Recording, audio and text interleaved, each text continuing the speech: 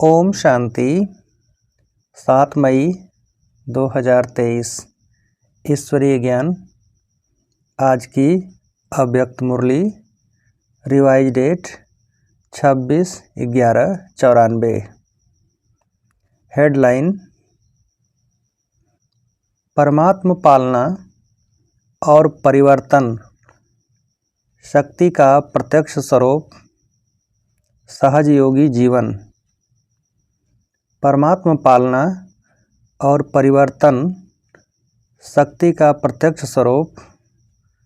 सहज योगी जीवन। आज बाप दादा हर एक बच्चों के मस्तक पर विशेष श्रेष्ठ भाग्य की 3 लकीरें देख रहे हैं।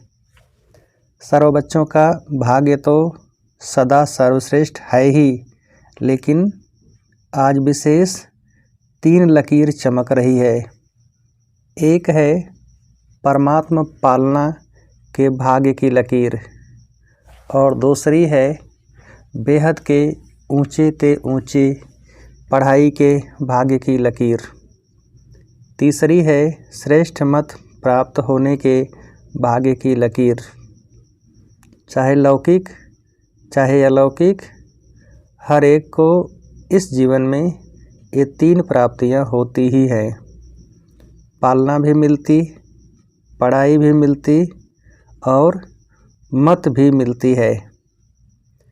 इन तीनों द्वारा ही हर आत्मा अपना वर्तमान और भविष्य बनाने के निमित्त बनती है। आप सभी श्रेष्ठ आत्माओं को किसकी पालना मिल रही है? परमात्मा पालना के अंदर हर सेकंड पल रहे हो। जैसे परम आत्मा ऊंचे ते ऊंचे हैं, तो परमात्मा पालना भी कितनी श्रेष्ठ है। और इस परमात्मा पालना के पात्र कौन बने हैं और कितने बने हैं? सारे विश्व की आत्माएं बाप कहती हैं, लेकिन पालना और पढ़ाई के पात्र नहीं बनती हैं। और आप कितनी थोड़ी सी आत्माएं इस भाग्य के पात्र बनती हो। सारे कल्प में यही थोड़ा सा समय परमात्मा पालना मिलती है। दैवी पालना, मानव पालना, ये तो अनेक जन्म मिलती है, लेकिन ये श्रेष्ठ पालना अब नहीं तो कब नहीं।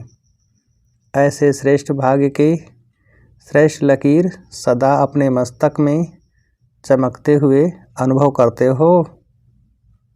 कोई भी प्राप्ति सदा करना चाहते हो या कभी कभी करना चाहते हो, तो प्राप्ति का पुरुषार्थ भी सदा चाहिए या कभी कभी चाहिए?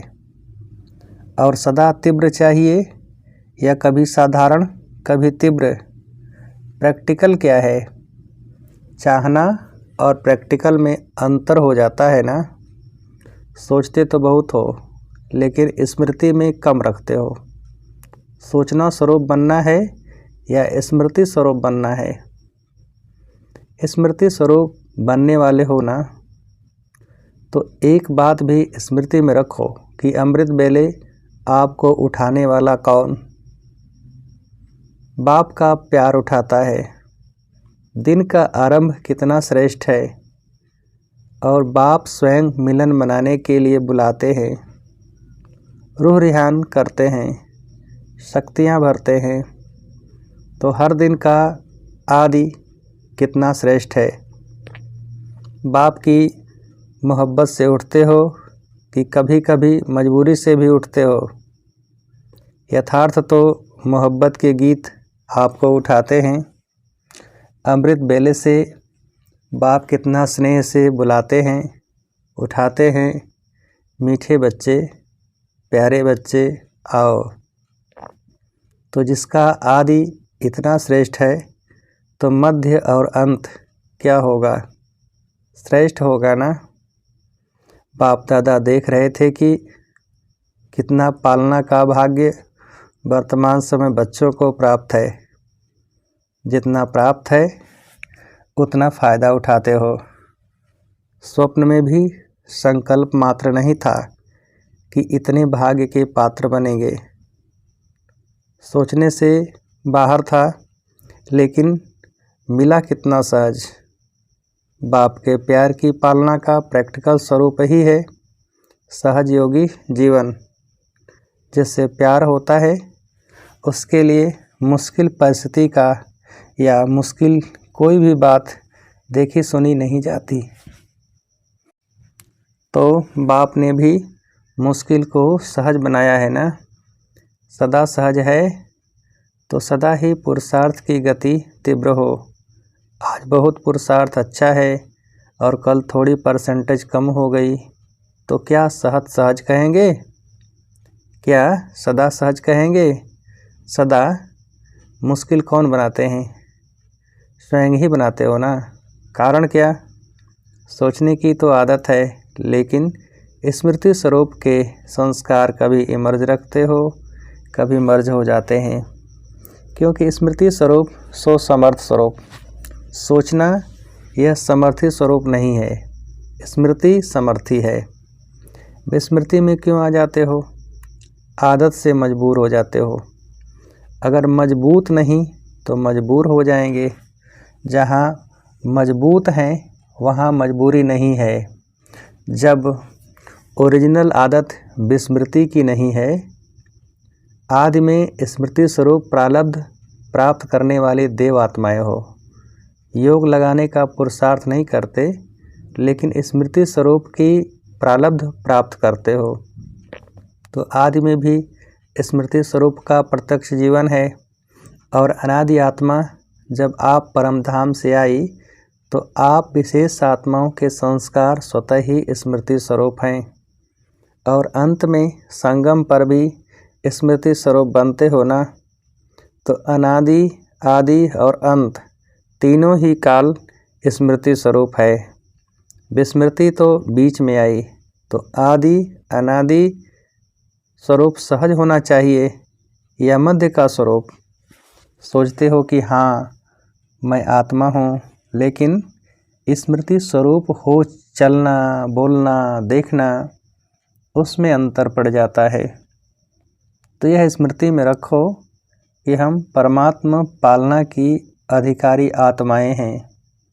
बाप दादा चार्ट चेक करते हैं तो लकीर कभी ऊंची कभी नीची होती है, कभी कोई दाग होता है, कभी जीवन के कागज़ में कोई दाग नहीं भी होता है, और कोई समय दाग ही दाग, एक पीछे दूसरा, दूसरे के पीछे तीसरा दाग ही नज़र आते हैं। क्यों? एक तो गलती हो जाती है, लेकिन गलती होने के बाद भी उसी गलती को सोचते रहते हो।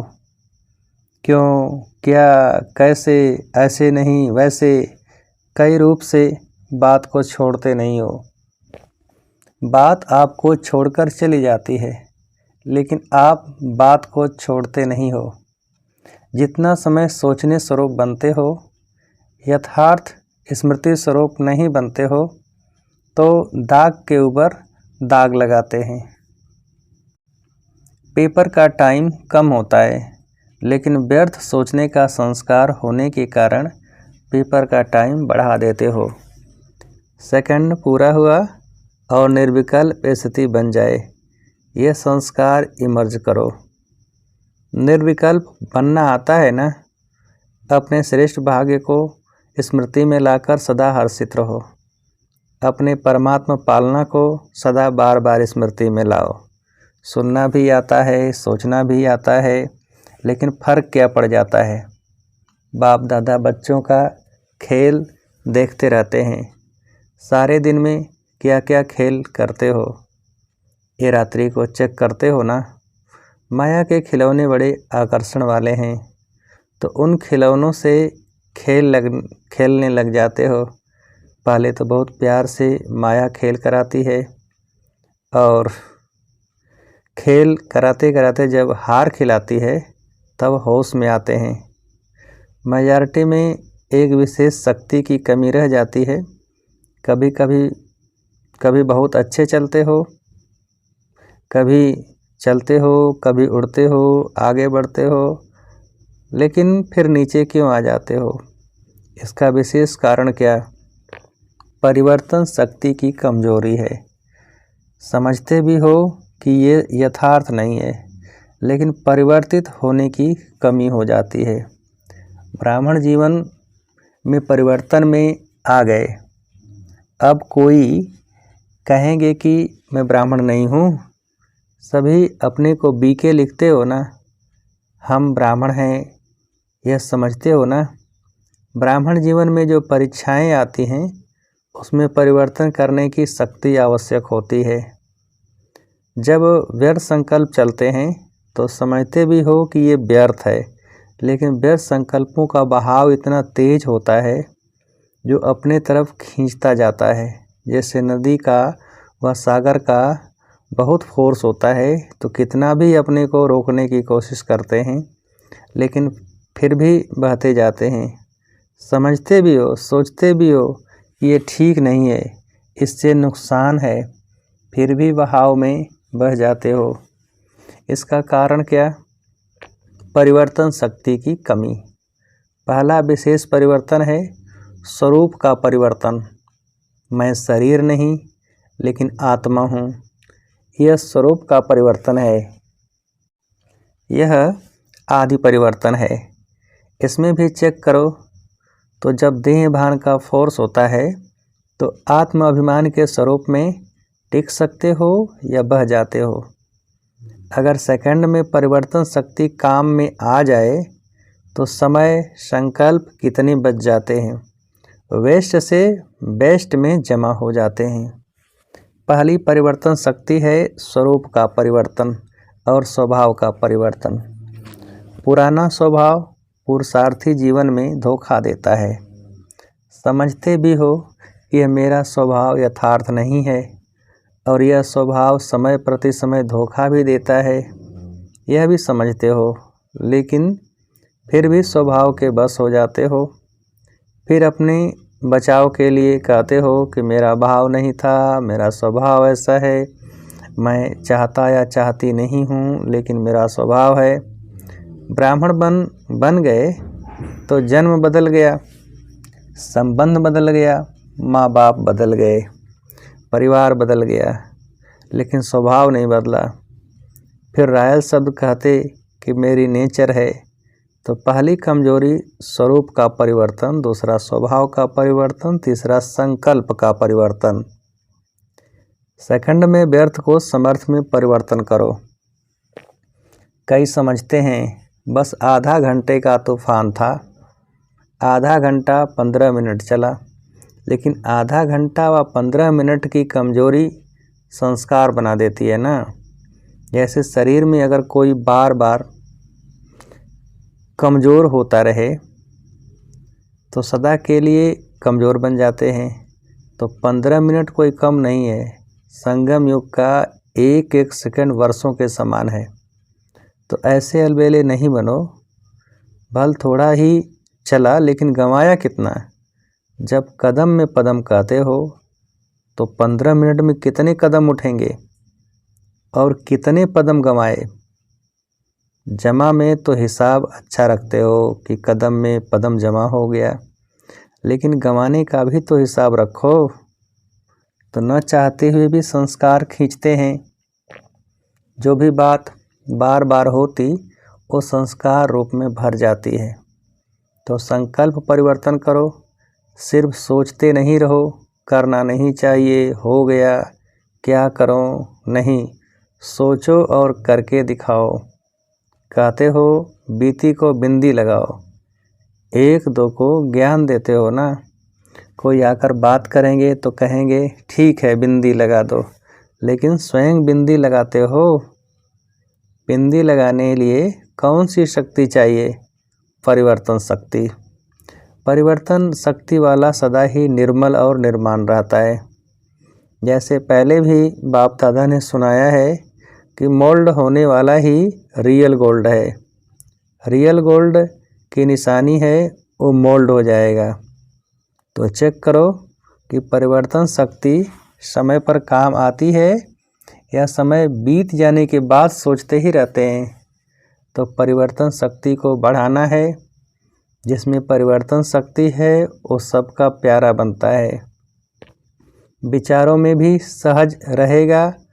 आगे बढ़ते सेवा में रहते हो ना, सेवा में भी विघ्न रूप क्या होता है? मेरा विचार, मेरा प्लान, मेरी सेवा इतनी अच्छी होते हुए भी मेरा क्यों नहीं माना गया? तो उसको रियल गोल्ड कहेंगे। मेरापन आ गया। मेरापन आना अर्थात अलाय मिक्स होना। जब रियल गोल्ड में अलाय मिक्स हो जाता है तो रियल रहता है, उसका मूल्य रहता है। कितना फर्क पड़ जाता है। तो समय और वायुमंडल को परख कर अपने को परिवर्तन करना, इसकी आवश्यकता है। मोटी मोटी बातों में परिवर्तन करना तो सहज है, लेकिन हर परिस्थिति में, हर संबंध संपर्क में समय और वायुमंडल को समझ स्वयं को परिवर्तन करना, यही नंबर 1 बनना है। ये नहीं सोचो कि फलाना भी समझे ना, ये भी तो परिवर्तन करे ना। सिर्फ मैं ही परिवर्तन करूं क्या? जो ओटे सो अर्जुन। इसमें अगर आपने अपने को परिवर्तन किया तो ये परिवर्तन ही विजयी बनने की निशानी है। समझा? अच्छा, चारों ओर के सर्व सदा स्मृति स्वरूप आत्माओं को सदा सेकंड में परिवर्तन शक्ति द्वारा 100 परिवर्तन करने वाली श्रेष्ठ आत्माओं को, सदा सहज योगी अनुभव करने वाले अनुभवी आत्माओं को, सदा बाप के समीप और समान बनने के उमंग उत्साह में रहने वाली सर्व आत्माओं को बाप दादा का याद प्यार और नमस्ते। हम रूहानी बच्चों की रूहानी बाप को नमस्ते। टीचर्स से, सभी टीचर्स तो सदा ही ज्ञान स्वरूप स्मृति स्वरूप हैं ही, क्योंकि जैसे बाप शिक्षक बनकर आते हैं तो बाप समान निमित्त शिक्षक हो। बाप जैसे नहीं हो लेकिन निमित्त शिक्षक हो। तो टीचर्स की विशेषता निमित्त भाव और निर्माण भाव। सफल टीचर वही बनती है जिसका निर्मल स्वभाव हो। अभी निर्मल स्वभाव के ऊपर विशेष अंडरलाइन करो। कुछ भी हो जाए लेकिन अपना स्वभाव सदा निर्मल रहे। यही निर्मल स्वभाव निर्माणता की निशानी है।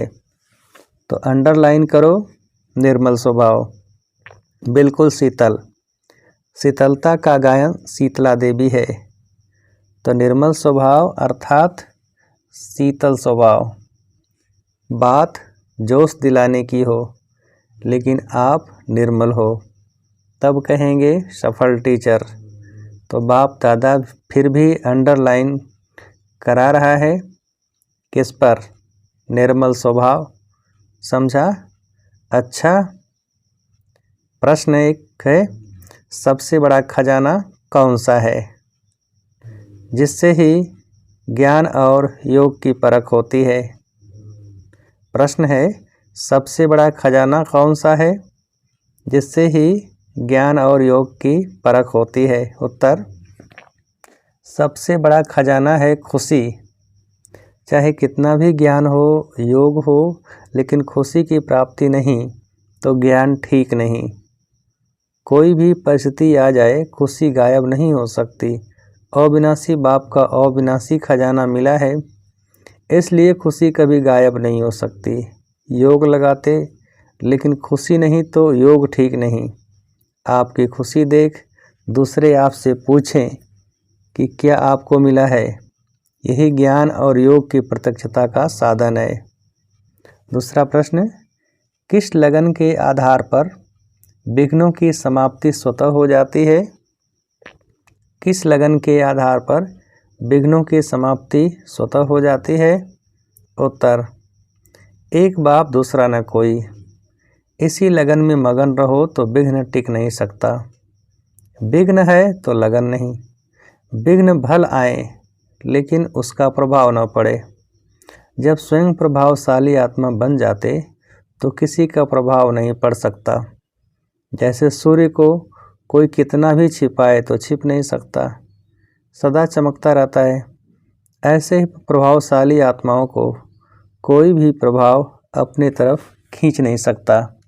तो सदा एक बाप दूसरा न कोई, इसी लगन में मगन रहने वाले, यही विशेष संगम युग का अनुभव है। वरदान: स्नेह की लिफ्ट द्वारा उड़ती कला का अनुभव करने वाले अविनाशी स्नेही भव। स्नेह की लिफ्ट द्वारा उड़ती कला का अनुभव करने वाले अविनाशी स्नेही भव।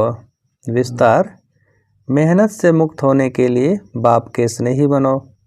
यह अविनाशी स्नेह ही अविनाशी लिफ्ट बन उड़ती कला का अनुभव कराता है। लेकिन यदि स्नेह में अलबेलापन है तो बाप से करंट नहीं मिलती और लिफ्ट काम नहीं करती। जैसे लाइट बंद होने से, कनेक्शन खत्म होने से लिफ्ट द्वारा सुख की अनुभूति नहीं कर सकते, ऐसे स्नेह कम है तो मेहनत का अनुभव होता है। इसलिए अविनाशी स्नेही बनो। स्लोगन: शुभ संकल्प और दिव्य बुद्धि के यंत्र द्वारा तीव्र गति की उड़ान भरते रहो। शुभ संकल्प और दिव्य बुद्धि के यंत्र द्वारा तीव्र गति की उड़ान भरते रहो।